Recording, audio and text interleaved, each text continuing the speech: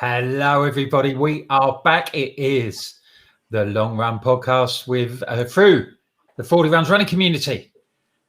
Welcome along, everybody. What's going on this weekend? What's happening, Chris? There's a little race in London, apparently. Is there? And what I'm interested to know from everybody, is there any other races going on? I know Dawn is going on. Is there anything else, anywhere else in the country, around the world, that's going on this weekend? Forget London Marathon. All right, we're going to talk about it.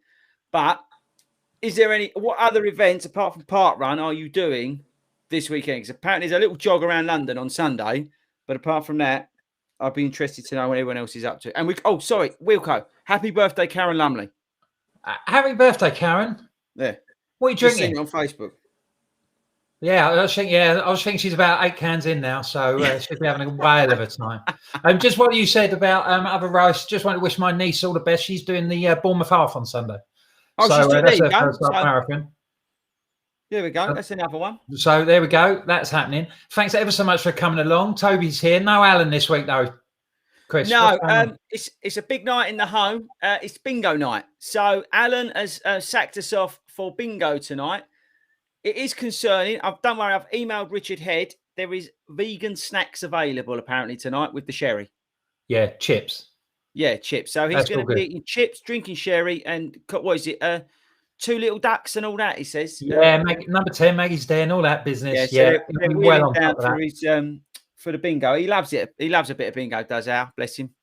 Yeah. So his eyes down for a full house at the home for Al tonight, so he can't be with us. But a man who can be with us is Mr. Billy Jackson, who's rocked up. Thanks for having me, guys. Sir? How you doing, mate? I'm all right, mate. How are you? Yeah, we're plodding along. You know, we're still rattling on. We're the second most listened to running podcast in Slovakia, so we're tearing it up there. I hope you've been enjoying what we've been doing, and it's all. And what you been up to? Not a lot, mate. Working and rolling around with a bad back. Oh dear! So tell us a story about that, mate. So back in January, me and the captain was marathon training. We was at the top of our game, and within a week, he got an injury. He done his, I think it was ankle or his knee. About a week later, I done my back. I've got a slip disc, and it keeps popping itself back out. So I've got to have a little while off. So are you managing to tick along? Are you managing to keep yourself active, mate? Yeah, I do. I do a little bit on the peloton. Nowhere near as much as I used to because my work through COVID just went absolutely mental. But I do a bit when I can. Right. So yeah, you're trying to keep busy then, and it's are you missing the obviously we've had the lockdown and everything, and things are starting to rev up again. It must be a particularly hard time to be sat on the bench. Oh yeah, I've been off social media this week because I don't know about any races that are happening. I've just gone off the planet, so I don't know what's happening this weekend. Oh right, okay, yeah, it's probably best, mate. Probably keep it low profile, and if I was you, wind down, turn your volume down for the next 55 minutes or so, because there's going to be plenty of chat. I mean, these two other clowns, they'll be tripping around London. They'll be doing it for me. And how are you feeling? I'm going to ask Toby how he's feeling. Get an honest appraisal. Toby, am I feeling stressed? Yeah. I'll tell you what, he's stressed because we've just realised that we're not streaming live on Facebook. He has one job, right? Tobe does one job, so we're not live into the all the Facebook pages. We're only live on YouTube at the moment. So all the Facebook people, and we love you. We do. This is nothing personal. Yeah, it's nothing personal. You'll have to watch this back. What we could do, boys, we could remake this even better, right? And then give it back to Facebook, and they'll be like, "This is incredible." We could patch it up. We could make it ourselves look really, really good, right? Do you think this would tip the balance in the Slovakia listening charts? Yeah, they're going to absolutely love. I've just had a message for Mrs. Ford, Toe, that apparently they're waiting on Facebook for us, but we've not done. So whatever you've done, you've mucked it right up. I've been that's a busy week.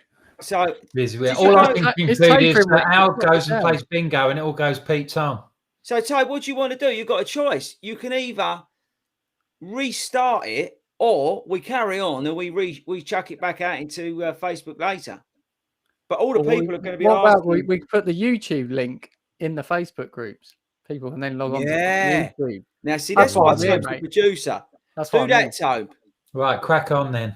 Yeah.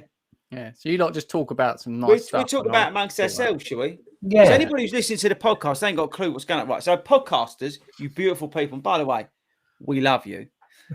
What's currently happening is basically Toby has just been eating katsu curry all week and he's not done his job and set it up because we set this live stream up every week to go into the YouTube and Facebook world that we exist in.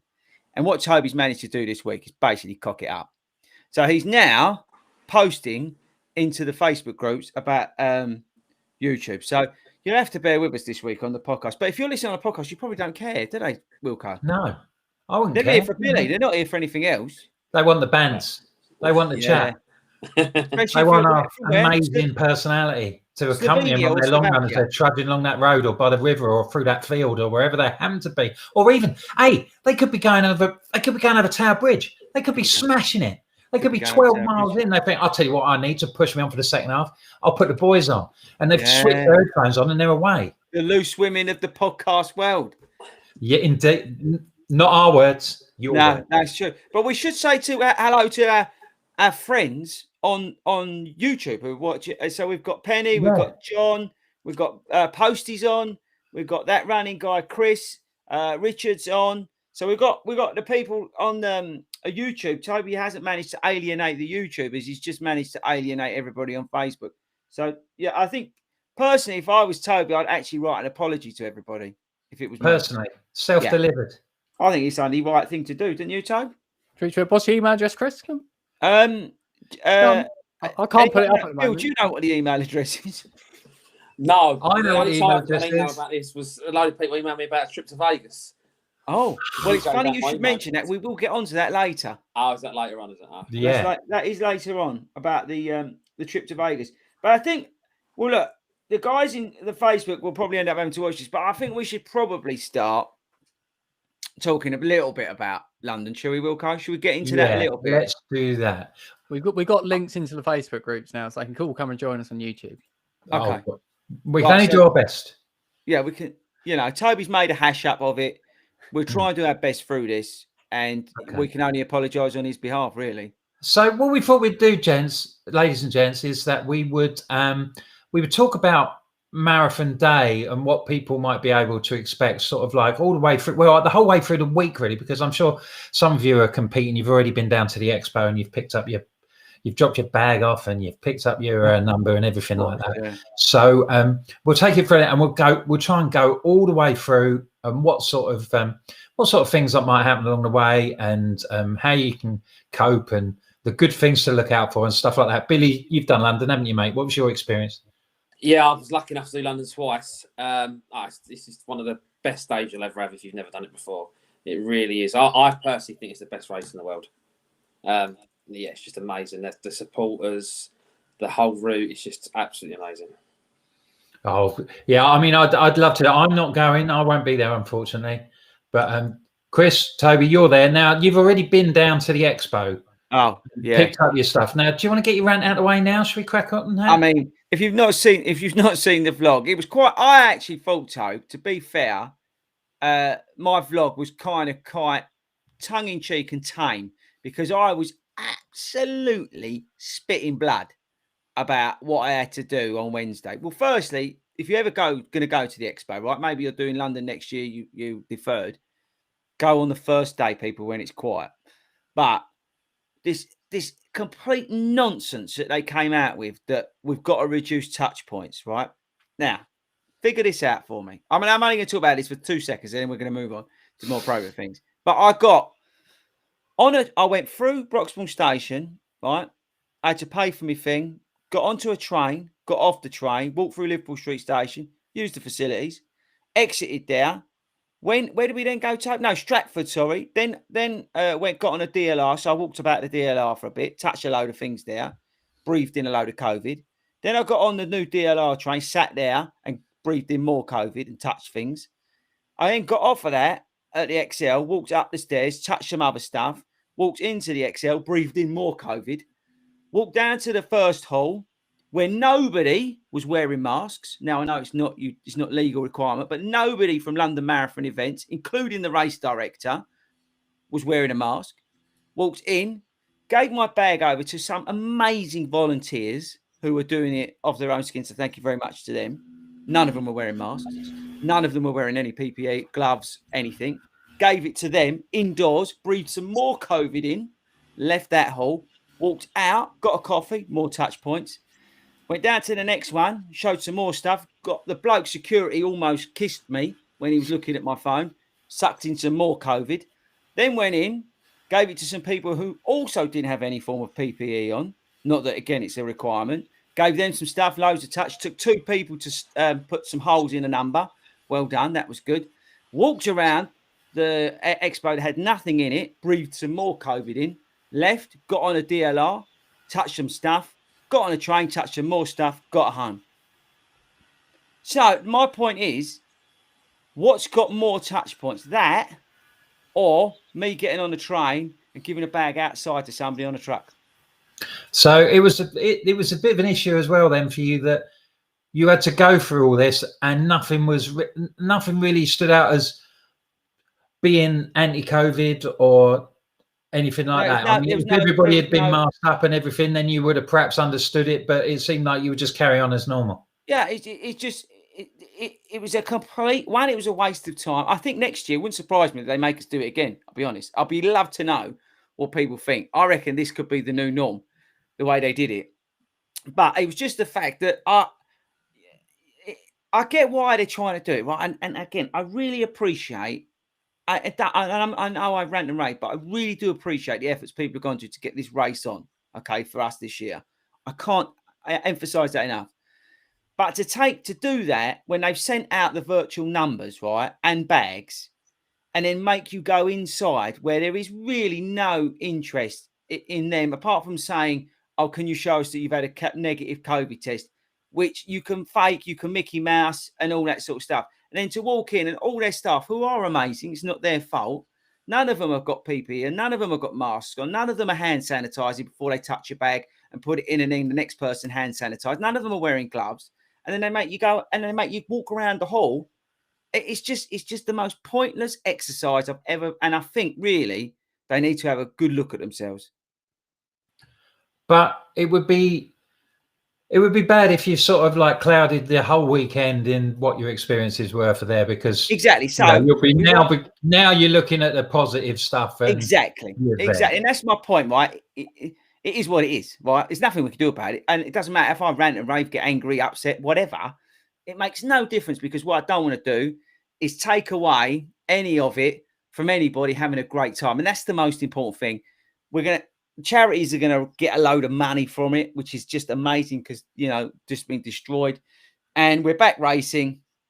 People are going to have a great time. I hope that they don't do what they say and they get heavy with the spectators. I think that hopefully they'll show a bit of common sense in terms of, that people I think are trying to respect the one spectator, but how you can differentiate between large groups and that, because they say they're going to move people on. It seems almost impossible to be able to police that, really, doesn't it?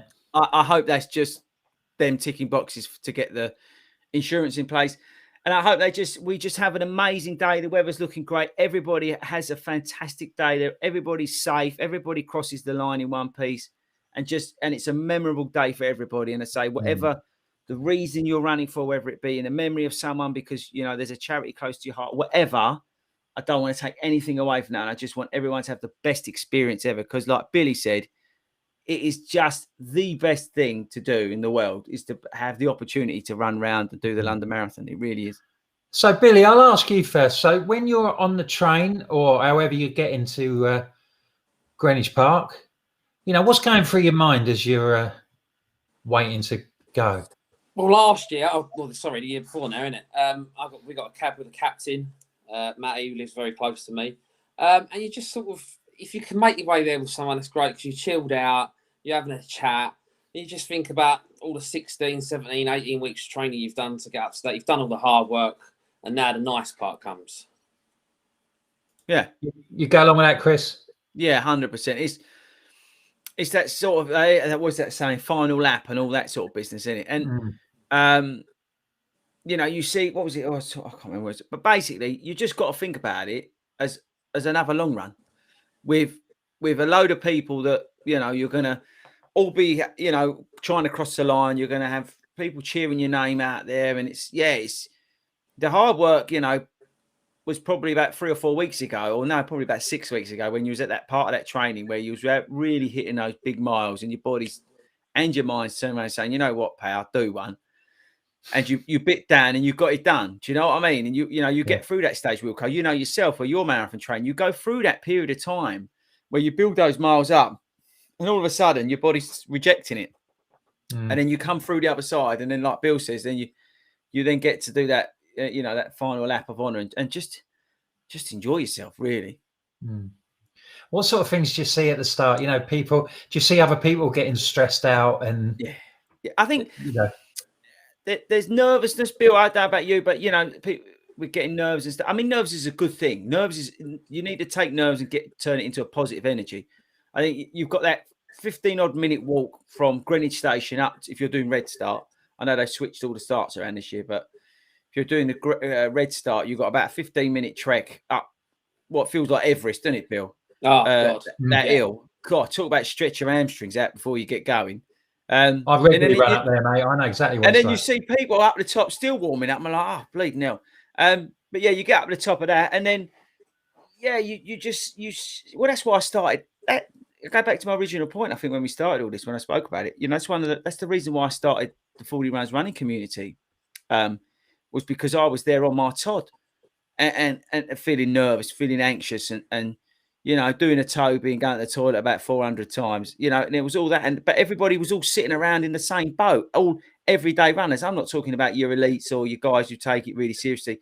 I had one guy hammer me today that I'm a jogger, not a runner, and all this, you know, love to, have a go at you. Do you know what I mean? All those sort of idiots who think they know better. But you see normal people who have trained their guts out, done something amazing, and gone through this whole process, but all sitting there, and we're all sitting there nervous as hell, packing it basically. So that's why I bought everyone tried to bring or give people a place to come together and have some fun and turn that nervous energy into fun and smiles and enjoyment. And like Bill says, go out and just have a good time with it. And I think that's what you got to remember, that it's not meant to be. It's not. It will be hard, but you want to try and enjoy it. You know, it's a once in a lifetime opportunity for many. You know, so suck it up and enjoy it and embrace the anxiety and you know, and feel and use that energy to get, you know. And you've spent 16 weeks not comparing yourself to people, so don't compare yourself to people 10 minutes before the off. Oh God, he's doing the stretches, he's going off doing this, I should be doing that. You just got to do your own thing, ain't you? Yeah, and I think, Bill, I think it's a good point to talk about the start. You know, everyone says about the first 3 miles. I mean, you think, Bill, when we did it last time, we both said we went off too slow. Yeah, I mean, listen, hindsight's a beautiful thing, isn't it? But looking back, we did go far too slow. But that's that first 5K, you've got to go really easy, and it'll pay dividends later on in the race. It shows up halfway, right? Your start, how you take the first 3 miles shows up halfway.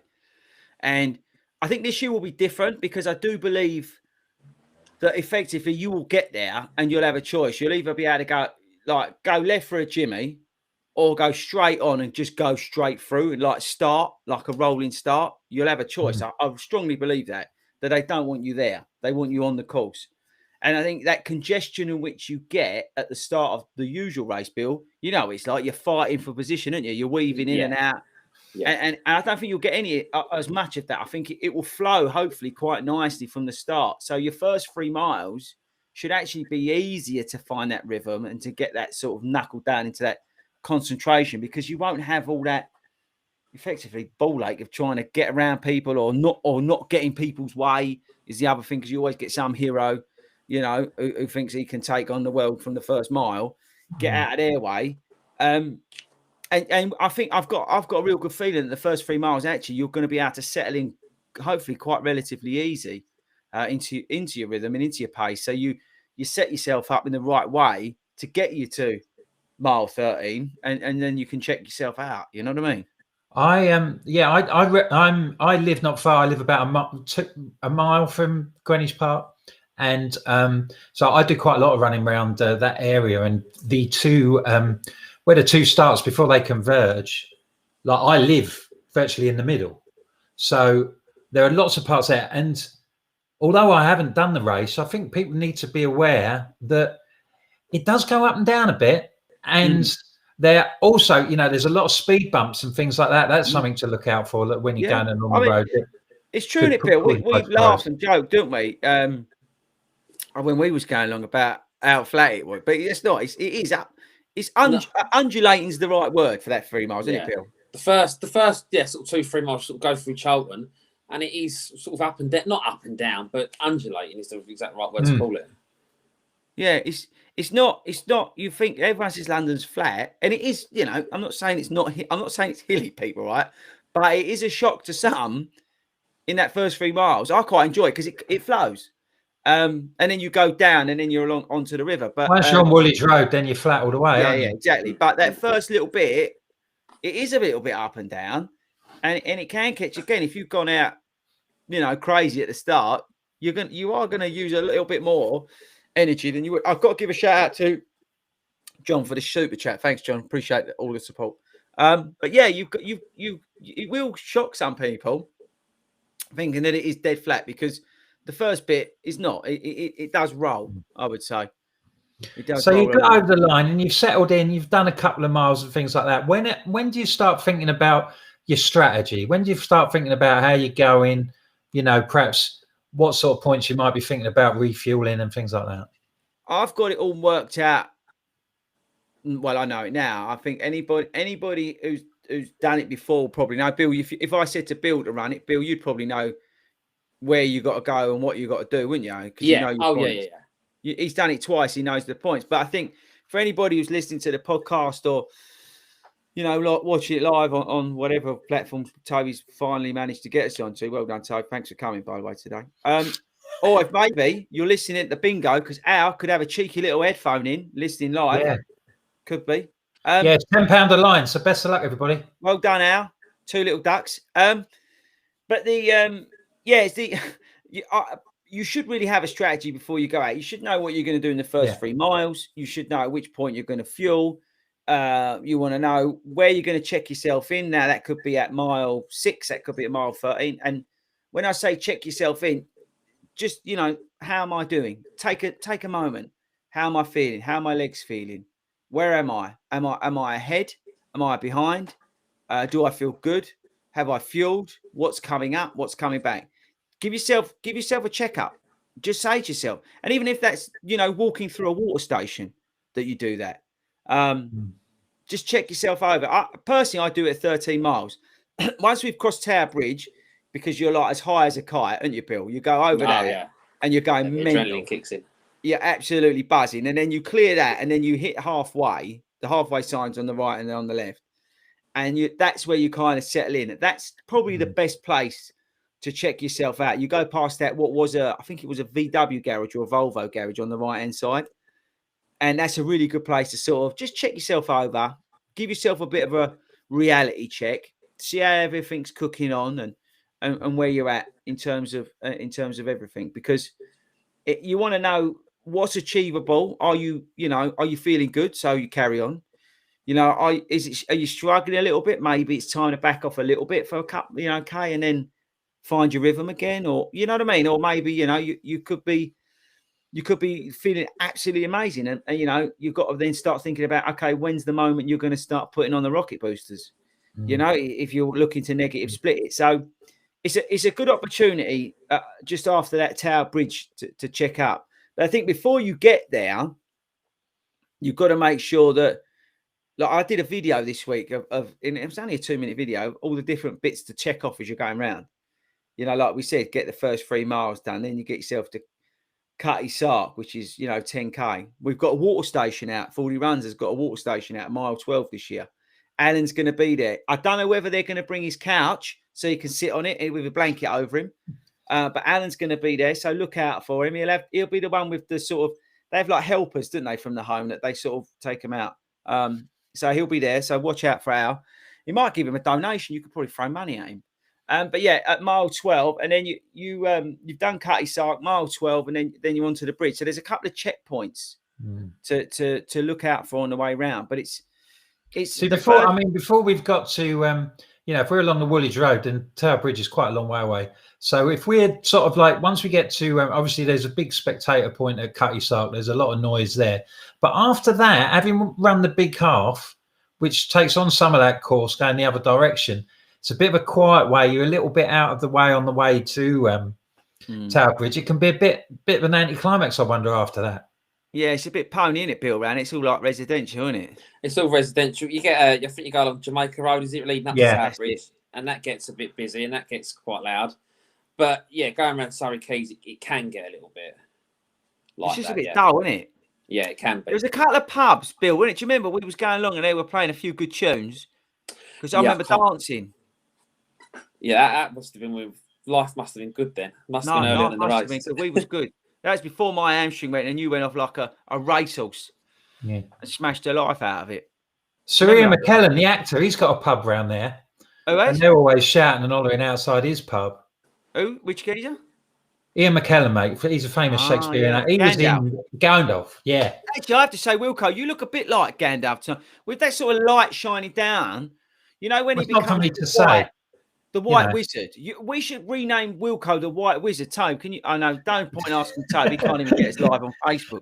I think we should. We should cut our losses when it comes to how much sort of technical stuff we can do. Mark Sloan, my hero, has just made an extremely good point. A massive shout out to all the people who are doing the virtual. Everybody, those 15,000 people who have lined the pockets of the London Marathon events team, who have paid all their salaries for the next 16 years.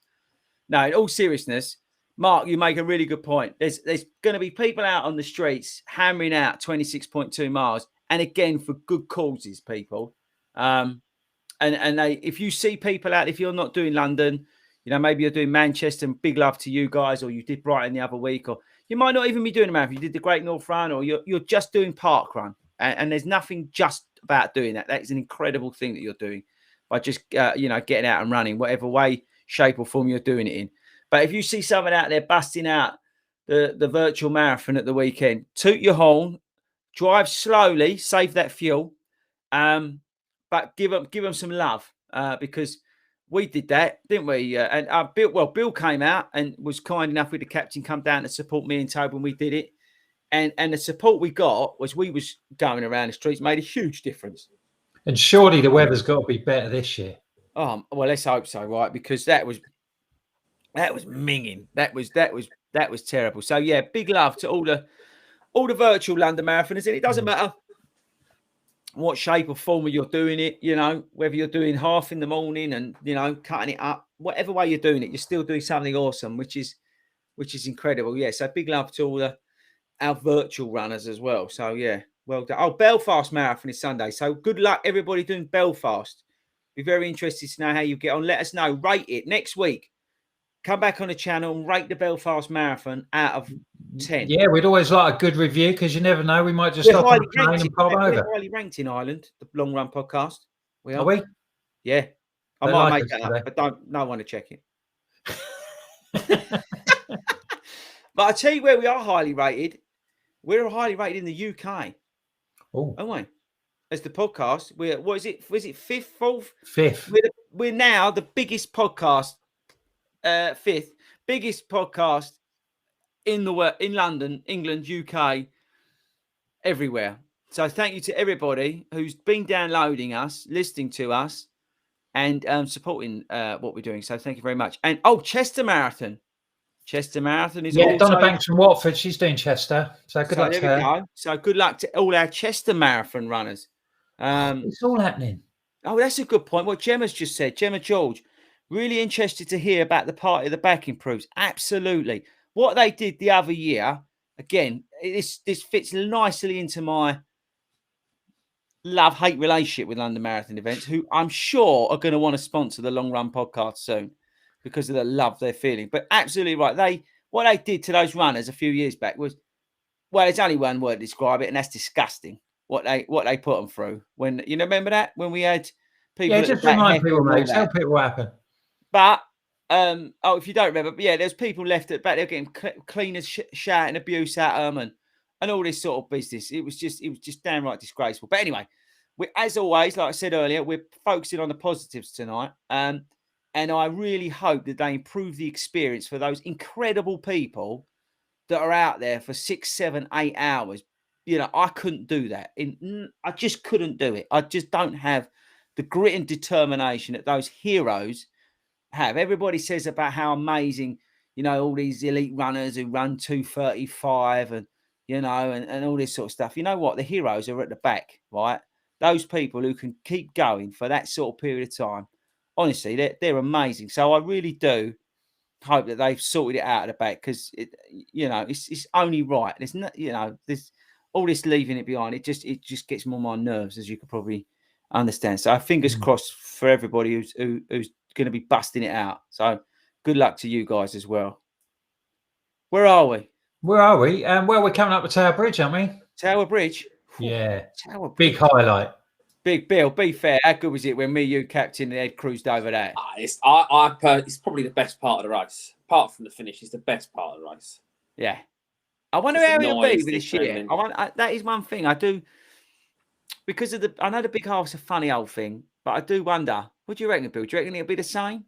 I do. Yeah. I think people want to come out and, have been locked down for so long. I do think it'll be the same, yeah. I've got a serious question for you, though, Bill. Yeah. If I was running, when I'm running over on Sunday, right? How much would you appreciate me calling you, right, on FaceTime and showing you what was going on and saying, ain't it a shame that you're not here? Well, how would you take that? I've solved that because I've blocked you till Monday. Blocked me. It's because it's. I mean, Wilco, what would you do if someone did that to you? Wilco, what would you do? Well, I wouldn't be too happy, mate. But I've heard somebody's got form for doing this sort of thing. There's one person I know who's done that. When somebody was on holiday and was missing the big half, someone did that. I mean, you can't believe it, can you? You wouldn't want mates like that, would you? And it's not Alan for those. Alan doesn't know how to use a phone, people. There's no point asking Alan. So, Toby, any input on that? Or are you still trying to get us on Facebook? No, I've given up with that ages ago, mate. YouTube all the way. Oh, yeah, YouTube. No, I don't know. What happens after that bridge? He wants to move on, funny enough. York Marathon. That's you. There you go. Neil Dixon, Wilco. 2 weeks. He's going to be with you at York. Yeah, 2 weeks to go, Neil. Hope it's going well, mate. I'm getting there now. Got my last double figure one tomorrow. And then, starting to ease up. And hope training's gone well. And I look forward to seeing you there. Yeah, you'll see Gandalf there, Neil Dixon. Don't you worry about it. I'll be beardless by then. It's going tomorrow. So we're at Tower Bridge. Now, we've crossed Tower Bridge. We've checked in with ourselves, haven't we? Yeah.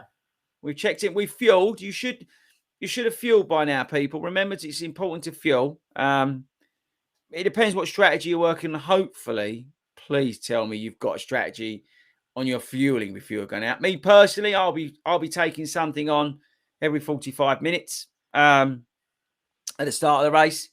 Then I'll get through that, and then I'll slow it down. I load up in terms of calories, carbohydrate intake on the front 9, let's call it, into a reference to golf, which we probably best not talking about. Wilco. No, not obviously. Yesterday on the front 9.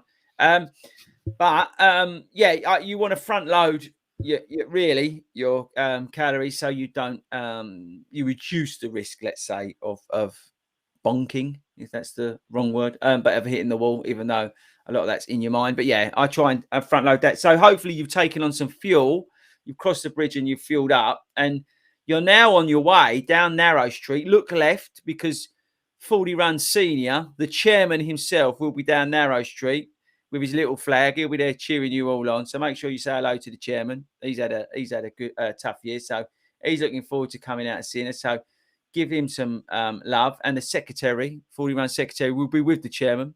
So give them some love. They'll be on the left-hand side of Narrow Street. So that's about 14.5 miles they'll be at. So make sure you look out for those. And then you're heading out towards the god-awful place that is Mudshoot and Bermondsey and all that sort of way. Bill, take us through Bermondsey. That's a rough part of the track, isn't it? Oh, and the clues in the name, but it does start to get very narrow around there, doesn't it? Oh, yeah. It's everything gets on top of you, doesn't it? Around everything gets on top. It's quite a of you. claustrophobic sort of place, isn't it? Yeah, my advice would be think about Canary Wharf. Just think about getting to Canary Wharf because it gets better after that. Yeah, I'll make you right on that. Just when you're up there 15, 16 miles, you've got to get out of that area. Mudshoot. You turn left on that pub. Have a look on the video I did. You turn left and then you can see Canary Wharf, but you've still got about a mile to go before you get into Canary Wharf. And that's where we sent you off, Bill, wasn't it? Yeah. Because my hamstring had gone. Captain stayed with me because he'd done Brighton, so he was kind enough to keep an eye on me. And we sent Billy Boy on because we basically had Bill on reins for the first half because we'd gone slow. He was like chomping at the bit. So we sent him off, even though he argued and said he wasn't going to. We sent him off. And thank Christ. So how was that, Bill? I mean, seriously, you know, when you've been running around with the boys, you know, you've done 15, 16 miles with them, you know, and then there's an issue and you're raring to go and they've let you go. How did you sort of adjust to that by doing it on your own? I just said to my seat at the end and went. What happened was the year before, I had an awful race. It was the really hot one. Yeah. And my race fell apart from probably halfway. So I had sort of unfinished business. So I sort of had to put that right. And when FORDY started to struggle, I didn't really want to leave him. The captain said, just go. You know, you're quite strong, just go. And I went, and it was, you know, I put right the wrongs from the year before. He smashed it. The boy, and honestly, when that became a real motive. The big motivation then is sort of like, now's my time. I'm raring to go. I'm in the mood. I'm in the zone. The training had gone perfect. You know, I had quite bad memories the year before, so I just wanted to right the wrongs. You know. And I tell you what, Wilco, I remember we crossed the line, and it looked like he ain't done nothing. Honestly, yeah, he was in such good form. He looked like he ain't done nothing. So it just shows you that first half where we didn't pace it well. I mean, I reckon Bill could have gone sub 4 at that marathon. He was in that good a shape, mentally and physically. The captain. I blame the captain because he's not here to defend himself. No, we could blame Alan. That's easier, isn't it? Because he can't hear us, and he won't know. He doesn't know how to listen to Spotify, so we'll blame Al. But basically, we got it all wrong on the front 9. And honestly, Bill, he could have done that sub 4, I think, with his eyes closed. We finished. We sit down. Honestly, it looked like he ain't done nothing. It's, you know, I will get onto when you cross the line later, but seriously, it looked like he ain't done nothing. But yeah, so like Bill says, you pretty much you turn into Canary Wharf, and you know that's basically your point you want to try and get to if you can. Yeah, that's a big. It's a key area, I think. If you excuse the pun, it's a big landmark. Yeah, but it is because not only do we have, you know, members of families from 40 runs, and if you are doing it this year, you know, look up the left-hand side by the HSBC building. We've not got an official cheer station. We've got people dotted about. Karen and Kate and that, they've said that they'll put some little bits and bobs out on the course, which is really kind. As always, those people are incredible. Big shout out to Paula Frost as well for organising the volunteer station as well. But we've got people dotted out, but we do have people. Usually our big cheer station is at Canary Wharf, and it's about mile 19 on the left-hand side, and it usually makes a hell of a racket, but it won't be there this year because we don't want to be the club that people focus on and say, oh, you know, look at all them idiots. Because you can imagine there's always going to be some clever so-and-so who decides to take a disliking to us because we try and be, you know, a bit different to everybody else out there. So there's a lot of these sort of people about. So we've deliberately said, you know, let's just try and keep everybody safe. Let's do, you know, the right things. One spectator to, you know, one runner, and do what we can, you know, in line with all the guidance and be the best that we can. So, so that's why we've not done a cheer station. But at the same time, usually on a normal race, that's where we'd be. So there will be along there people shouting for 40 runs. So look along there. If you are struggling up at mile 19, which can be a bit of a struggle for some, if you've not fueled it right, or maybe, you know, you went off a little bit quick, or you got a bit lively at mile 13 because you thought, hang on, I feel good here. Don't worry, there's going to be some support there. Look for it on the left-hand side. You'll find some love as you go through Canary Wharf. Look to Canary Wharf as like a safe place when you're out there. Definitely when you're in Mud Chute. I've got another name for Mud Chute, but I'm not going to say it because I fear that our younger listeners may take offence. But you can imagine, think of Mud Chute and what else you could sort of make a name for it. But it's a naughty word. But once you get out of that mess. Look to what's that place? And that's because we've gone Lord of the Rings because of you, Wilco. I'm thinking, what's that sort of that elf place where they all go? Oh, I don't know. Oh, can we put it in the comments? Does anybody know in the comments that place where Gandalf, all the elves live, and they go there and they feel awesome, and everybody lives for about 1 million years? That's basically what Canary Wharf is. I can't remember. So that's actually, if you're around there then and you're sort of like 18 and a half, 19 miles, that's a good point, because I've had lots of people telling me that because I'm doing my first marathon, 20 miles is halfway. That's when the hard work starts. Well, no, they say 20 miles is when the race starts, is effectively what they say. So, yeah, Canary Wharf's a good place because not only, as you say, tongue in cheek, it is a landmark place. It's a big place. You're pretty much, turning for home. It's at that that area which is sort of quite a way out from where you've got to finish. So if you can get to Canary Wharf and you're still in relatively good shape, okay, I've got to clear Canary Wharf, go past McDonald's, I've got to faff about down the bottom a little bit. Rivendell, Ben Lewis Lavender wins the prize. Good job, bruv. So that's where Wilco's going to be this weekend. The White Wizard. But yeah, no, you faff about down the Isle of Dogs for a bit and all that, the other side, all round Poplar and all that, and then that's where your 20-mile sign crops up, is at Poplar, and then all of a sudden you're thinking, right, this can go one way or the other here. I'm either going to be walking for 6 miles, which I've done, or like Bill, you're going to be having it large, aren't you, Bill, through those tunnels? Yeah, and it's nice coming through the tunnels. You think it's nice? That's surprising because some people say they're awful. But you tell us what is it like if you're feeling good? What's it like going through them? If you're feeling good and you're feeling strong, you hit the tunnel. It's a little bit of a break from all the shouting and all the noise, and you can sort of focus a little bit. And there's quite a few tunnels along there, sort of 3 or 4, not great in length. But when you're feeling strong, it's a really nice place to be. Then I suppose you pop out. Well, you go through the city, don't you? You pop out down. Now I'm going to get this wrong, Wilco. You probably know it's better than me. Is it Upper Thames Street down the bottom?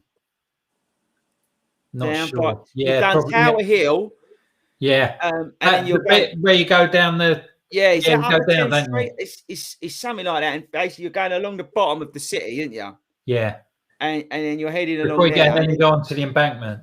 Yeah, and basically you hit the embankment. Once you hit the embankment, people, you've basically got, for argument's sake, 5K to go. I think it is 23 odd miles. Or it's the city 23. No, the city's 23 miles. But basically, you come out as soon as you see that London Eye, people, right on your left. Just think to yourself, "I'm nearly there," and don't do what everybody says and go, "It's only a part run left," because that will be no help to you whatsoever. And if anyone says that to you, you'll probably feel like chinning them, and you shouldn't do that because it's not what we're about on 40 runs. But you probably feel like doing it. But no, some clever so and so will turn around and say it feels like it's only a part run left. But it's is that an actual 5K or your measurement of 5K? Oh, Sabrina, why aren't you carb loading, Sabrina? This is 3 Katsus in a night. But yeah, so you've got about 3 miles to go. As soon as you see that London Eye, you know that Big Ben is going to be showing his big head at some point. I think he's still behind scaffolding, isn't he? Has anybody been in London? Yeah, it has been for quite some time. Yeah. Yeah, and they need to sort that out because it's a lovely sight when you see Big Ben. But he's Bill, doesn't he? He seems to say miles away forever. Ah, yeah, it seems Doesn't to be miles and miles and miles, man. And all of a sudden, it just comes right up on you. Yeah, But you are getting closer to it. I promise. You're there, and then you hit that, and you're 25 miles. So 25 miles. You turn right there through Westminster. You go down that road, you're going round. Is it St James's Park? Is it St James's by Buckingham Palace? Birdcage walking. I can't remember the name. Sorry, can I just say something, Chris? That running guy's just said, if I was to get off at North Greenwich Tube, approximately, what would the walk be? If you got off at North Greenwich Tube, the walk would be about an hour and a half. Don't get off there. Yeah, you got to go Greenwich Station, bruv. Yeah, you got to go to actual Greenwich, the railway station. Yeah, which doing services out of, they do the Kent sort of services and out of London Bridge. So if you're on the tube, on the Jubilee line, which goes through North Greenwich, get to London Bridge and then come back on yourself, or go to Canary Wharf and get on the DLR. But the DLR might be busy, so just mind you. Yeah, well, I mean, it's all going to be busy. It's just the way it is. But please don't go. Please, everybody, if you do one thing on Sunday, don't get off the tube at North Greenwich thinking you're going to be in Greenwich Park, because you ain't. Yeah, you're going to have to a few more miles to do. Where was it? Oh, yes. What's the name of that park on the right-hand side by Buck Palace? Is this St James's Park? Yes. It is, yes. So I was right. And then you start seeing your markers. You start seeing 800 meters, didn't you, Bill? 400. Yeah. And then is it 400 meters? And then you turn into and you see Buckingham Palace, isn't it? You see Buckingham Palace, and above you there's the bridge, and it says 280 St Yards to go. Yeah, something silly. And then you're literally going round, and then that's it. And then the next 2 to 3 minutes, you won't remember what you've done because that is just a blur. And then you cross the line, cry, probably. If you're a human being, you'll cry. And I think this year's going to be weird because usually you then have just this a mass of amazing volunteer people who are there and are just saying well done and checking on you, and they're just the most incredible, sensitive, beautiful people that, when they're just amazing people because you're feeling a bit sorry for yourself. You've just gone through the emotion of completing 26.2 miles, and there's just these incredible people there waiting to see you, and they're just a friendly face, and they're picking up people who may be feeling not so great, and there's people there, who may be in trouble, and they're helping them out, and that's incredible. And then usually they then give you your medal, tell you where to go. You get your bag. You get some bananas and some other junk, and then you get given some tut that you just throw, which is if it's nice and sustainable. Won't go into that. And then you go through, and then some amazing person on the lorry sees you before you see them, and they go, "Here, FORDY, bosh, have some of that. Chuck the bag at you," and then you're done. And then you go and meet whoever you're meeting. But this year, I think, and I may be wrong, and I'll probably be proven wrong, but I think that there'll still be some incredible volunteers at the finish, but they'll probably not want to go anywhere near you. And because that's probably what they've been told, they will direct you to a crate or some crates where the people will be giving out your bags that have already got the medals in, because we've seen that happen. And then they'll be probably told to leave as quickly as possible, please. Just be like, yeah, just go. Just leave us out into London. And I think that's probably how it will all work. I'm guessing they don't want anybody hanging around and that kind of stuff in large crowds. Is what? Well, that's what they're saying to people. But whether they do that, I don't know. But I think the experience will be different to what Bill and I have had before. Because what I mean. How did you feel when you crossed the line? I mean, what were those people? Oh, you just feel amazing, a sense of elation and what you've achieved. And then, you just see someone put some medal around it. It's a great feeling, but like you say, it's probably going to be a little bit different this year. It's going to be weird. It's going to be a strange. It's going to be interesting. It's going to be one we're going to remember, I think, actually, in all seriousness. Going through all this stuff that we've all had to go through, I think.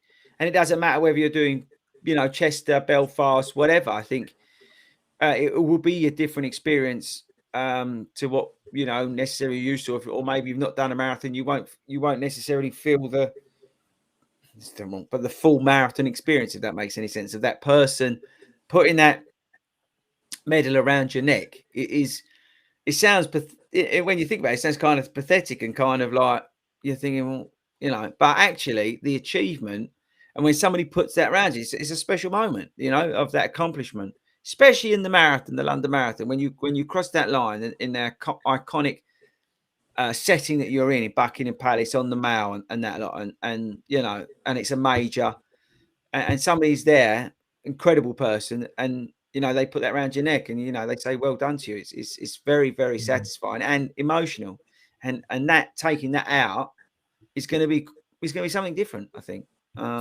So that's I think we'll talk about that. We'll probably talk next week when we do our last London Marathon thing. Yeah, we're not going to after that, right? So everybody on the now, if you won't be listening to this on Facebook because Toby cocked it all up tonight and didn't do his job properly because he was too busy eating 3 katsu curries at Liverpool Street Station this week.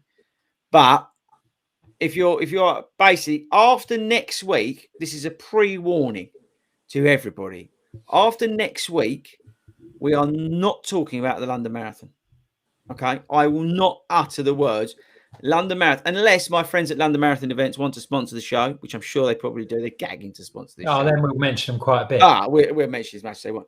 But until after that, we are not discussing or talking about that. We are going to be talking about everything else outside of the London Marathon. But we do want to talk about it this week because I think it's quite an iconic thing to return to. Like when we did the Great North Run. Yeah. It's one of those that now I'd like to by the way, about... sorry, Wilco, can I just say if anybody's running the New York Marathon, right? Can they get in touch via the email, which is it's longrunshow@gmail.com. Oh, he got it. And I'll just tell the listeners now, Wilco did write that down before we went live to remember it. So he's not technically remembered that. He's cheated. So I've just been efficient, mate. He's been efficient. So if you are going to be doing New York Marathon, can you get in touch to what is it? longrunshow@gmail.com. And you never know, by then we may have remembered the email address. I wouldn't bet on it though. I doubt it. But that is a promise. After next week, no more London Marathon talk until probably December Christmas. When we all start again. No, December we don't have to, do we? Oh no, it's October next year. London Marathon training until when is it? July. Yeah. Oh, that seems a long way away, doesn't it? I just wanted to talk about FOMO because there's going to be lots of people watching the telly wishing they were there. Now, how would you cope in your experience, Chris? Like when we went to do you said you suffered from bad FOMO when you when we all went and did the Great North Run the other week. How would you? Have you got any sort of suggestions of how people can cope with not being there? I would not let your mates ring you when they're running over Tower Bridge. Personally, if they did that, I would then go to their house and burn it down. But apart from that, and if it was me, right, and I wasn't running London this year because I was meant to do the virtual, and then we was lucky enough to get a physical place. I plan to run another event. Is what one way of getting out of it.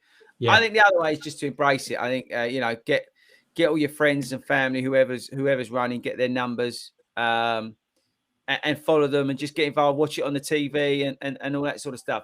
Sometimes it's worse. At the big half, I watched it, and I was FORDY spotting on the TV. And me and the girls, we were FORDY spotting. We saw Helen and all those guys, and we was looking out for everybody. So I went the other way. But when I turned my phone off on the Monday, the Monday, because all the the medals and that. Yeah, but that's all happened then. That's not the fear of missing out. That's the fear of you've missed out. That's just one of those things. You've just got to put that behind you. Yeah, I just think that you can use it as a inspiration for your own hopes and your own aspirations, and try and be something that you want to do to encourage you to put yourself in the ballot, to have a go, or get in touch with a charity if you really fancy doing it, or something that I think a lot of people, which I think is a shame, a lot of people seem to think that there's only one marathon in this country. Oh, yeah, it does. I know. You talk about, I've heard a lot of stuff on the radio, like general radio and things like that today. If you're doing the marathon, it's not the marathon, it's the London Marathon. There's loads of others. I'm going to York to do one myself. People are going to Manchester. People are in Belfast this weekend. There are other ones about. So if you wanted to test yourself, trying to do 26.2 miles, you don't have to do it through the streets of London. You can do it something locally, and it's no less an achievement. And it's a great time. You know, it's a great opportunity to really test yourself and go on from there. I couldn't agree more. I mean, Bill, when we did Chelmsford, we had a great time, didn't we? Oh, it was absolutely brilliant. I absolutely loved it. To be honest, I'd love parts of it just as much as London. Yeah, we loved it. When Tobe spent most of the time looking at a Portaloo, but Dorney with Alan, you know, running around there and worrying about poor old Tobe. We had a great time, and there's so many, you know, I can't wait to Russell, you know, if he does go where he says he's going to go, you know, we go and do one down in Newport, go and do the Newport Marathon, or you know, go like we're all going up to Scotland next year to do Edinburgh. Yeah, we're going to Edinburgh next year. Yeah, we're all heading up there. You know, there's so many amazing places to go and run. Yeah, and I make you right on that. You know, everyone says, "Oh, the marathon." It's not. You know, and they all get excited about it because there's so much money involved. And I just think, it's not the be all and end all, people. I know we've been battering on about it on here for forever, but it's not the be all and end all, and it doesn't matter whether you don't fancy doing a marathon. Who cares? Do whatever you want. Do what makes you happy. Don't worry about it. You're makes doing you no great, less of a runner just because you ain't run 26.2 miles. Makes no difference at all. Honestly, just get out there and enjoy it. I do want to say, because there was some people asking me, Wilco, it's all right with you? I know you've got to get back out and fight some elves and some other orcs and stuff back in Rivendell. But I think it's worth talking about a little bit, just quick, because I appreciate the time. I've just seen it. And Alan will tell us off next week when he gets back from bingo. Is what to do after the marathon. I think is a topic just to touch on briefly. I know, Bill, as a finely tuned athlete yourself, what do you do in terms of after the marathon, apart from getting hammered? Get hammered, that's always a good thing. A lot of people think after you finish, sit down. Well, I personally think that's the worst thing you can do, because once you sit down, the legs go stiff and you're trying to get back up again's a nightmare. Just active recovery, slow walk, get your bag, have a slow little walk to the pub if necessary, but just don't sit straight down because you go stiff as a board. Yeah, you need... the two words Bill said there, the most important, are active recovery. And that active recovery needs to go on, not just when you finish, but for the weeks afterwards. You've got to get that marathon out of your legs. And the easiest way to get that marathon out of your legs is effectively to walk it out of your legs. I think it's a shame he's not on. I say he's drinking sherry and playing bingo. But, on the Hansen plan, I'm sure they say that you don't. And there is a formula they use, but it's about 2 weeks. He was saying the other week that you should have a day off for every mile that you run. That's it, something like that. So effectively, they take a couple of weeks off in the Hansen plan. But there is a lot to be said for that. I think you've got to, listen to your body. But at the same time, I'm a strong believer, like what Bill said, walk the marathon out of your legs. Do a few gentle little trots up and down. Get in the pool. Do a bit of this, bit of Pilates. Do a bit of yoga, whatever low impact that you can do to speed up that recovery. Really, you've got to drink like a fish. We know how important hydration is. Get yourself water. Water. Get yourself some. Get yourself some. What's it called? It's put me off. You have, Wilco. Get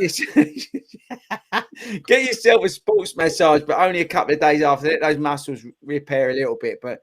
Get yourself maybe a sports massage and get yourself put back together again. But just ease yourself back in. Don't rush. You've earned the right to take a couple of weeks off if that's what you feel like you need to do. Because it's not necessarily the physical, but it's also the mental side of things of what you got. And honestly, and Alan, I'm mucking about here, but next week when he's back on the show, talk about post-marathon blues, because it is a real thing. Post-marathon blues is a real thing. A lot of people get run down, they get the flu, you know, they get in the right old state. And we're going to, well, I think actually it's one of the things we should talk about next week on a serious point. Oh, Yeah. whack the mic.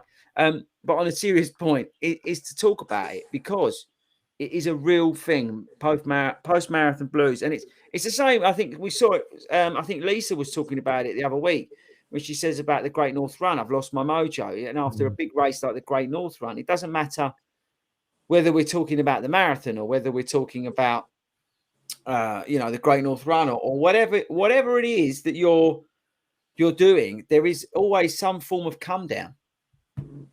And you've got to manage that. And the best way to manage that is to be active and to be positive, and to talk to people and let you, and, you know, about it. Tell everyone that you've done the marathon. Tell everyone, you know, and just, you know, enjoy and bring, you know, suck in what you've done. But I think the best ways, as always, is to try and book something else up and focus on your next goal, whether it be a Christmas 10K. I know Fletch is organising a meet up at the Olympic Park 10K on the 18th of December. That's going to be great. We're going to try and get as many people along to that as we can. But yeah, book something in that you want to do and give yourself some focus. Or, you know, just say to yourself, I haven't done park run for months. I'm going to go and do my first park run because I don't have to train for a marathon or long distance this week. I'll tell you what I'm looking forward to after. I mean, I've still got another couple of weeks. I'm looking forward to getting out on the trails. I'm looking forward because I'm doing a lot of road running, A to B, you know, going out and backs and things like that. I'm looking forward to just going out in the fields, losing myself, you know, going through the woods and stuff like that. It's just something different. You must have read my wine, Wilco, because I was driving back tonight. I was coaching out in Hertford. And we came round the backs because I didn't want to get stuck in all the fuel queues. And big shout out to Raid Happy Joggers in the house. But yeah, I came back through basically Broxbourne Woods where I took Toby up there and got him lost and soaked and that lot. And I thought exactly the same thing. I can't wait to get back out here and hit those trails. I think Tobe, after, because we've got to run up that mountain, haven't we? I think after we get London done, I've got Royal Parks. This next Sunday. I've got a busy weekend that weekend, but we've got Royal Park. Yeah, so remember, folks, take 2 weeks to ease your way back in. You know, don't go mad. Do a bit of Pilates, you know, do a bit of stretching and everything. Alternatively, you could do a high-profile half marathon the week after, and the week after that, climb up the biggest mountain in Wales. Yeah, you could. Oh, no, not climb, run. Well, it's still climbing, isn't it? Yeah, it's still technically climbing. Isn't it? Yeah, so yeah, just a word of advice there. Don't listen to anything that comes out of my mouth, which hopefully you've all learned by now, is not to listen to anything that I say. Just listen to Gandalf the Grey, or White, sorry, tonight, or Billy. I think they're the two. And whatever you do, do not get Toby in charge of any sort of technical work, you know, anything to do with like events, online, virtual stuff, planning, producing, content. Anything like that involves him actually, you know, delivering on what you want on an online sort of platform. What would you say to that, Tobe, as we close the show? I think it's a good job, but it's not part of my day job, really, isn't it? Yeah, it's crack a bit like that you don't do that for a day job. Wilco, I do think we need to probably wrap it up. I want to get Bill, if you don't mind, Bill, to come back on, because we have not touched on Billy's journey at all, because we've been rattling on about all sorts of nonsense. Bill, if you'd be up for that, we'd love to have you back on, brother. I'd love to come back on. I've enjoyed it. We've got to have him on proper. With the old boy here as well. We'll wheel him out, because there'll be loads. If Tobe can get it right and actually get us on Facebook, there'll be a lot of questions for the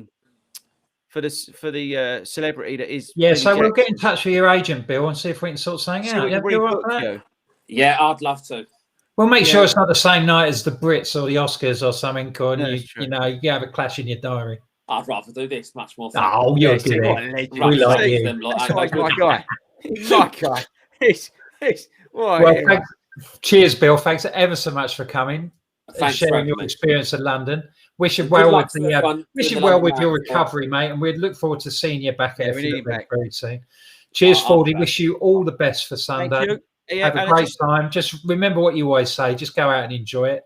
Same to you, Toby. I would say, you know, we'll see you next week, but we'll have to have a meeting about that and discuss. Yeah, I think, to be honest, Guru 2025 has put the gauntlet out there, mate. FORDY, it's your turn next week. What am I doing? You do the technical next week. It's been voting. Should we have a poll? No, I think, well, first, let's put a poll out. Do they like the new intro, right? That took a lot of minutes to do. Also, they've not seen the new lightning round graphics that we've got that, again, took seconds to put together. That took a lot of hard work to those seconds. And the new outro is going to be incredible. Yeah. I think, actually, I could step up to producer. We could make you T-Boy. Do you think I'll get that right? No.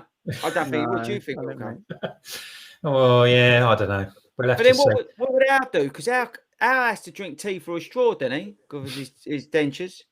Yeah, you're in a lot of issues there, aren't you? So I've just got to say to everybody, thanks ever so much for joining. Cheers, Billy. Thanks for coming along, mate. Cheers, FORDY. Thanks, Toe. And we shall. If you've hopefully you'll be able to pick this up somewhere on Facebook, or we'll post it out somewhere and you can pick it up. But if not, you can always download it on Spotify or Apple or Amazon or wherever you get your podcast. Go and find us under the long run and take us on your long run this week, whether it's in London or you're on your virtual, whatever you're doing. Wish you all the very best, and we shall see you back here on YouTube, hopefully on Facebook as well. You never know. At 7 o'clock on next Friday. So I wish you all the very much luck for the weekend, and we shall see you next week. Toad, run the new credits.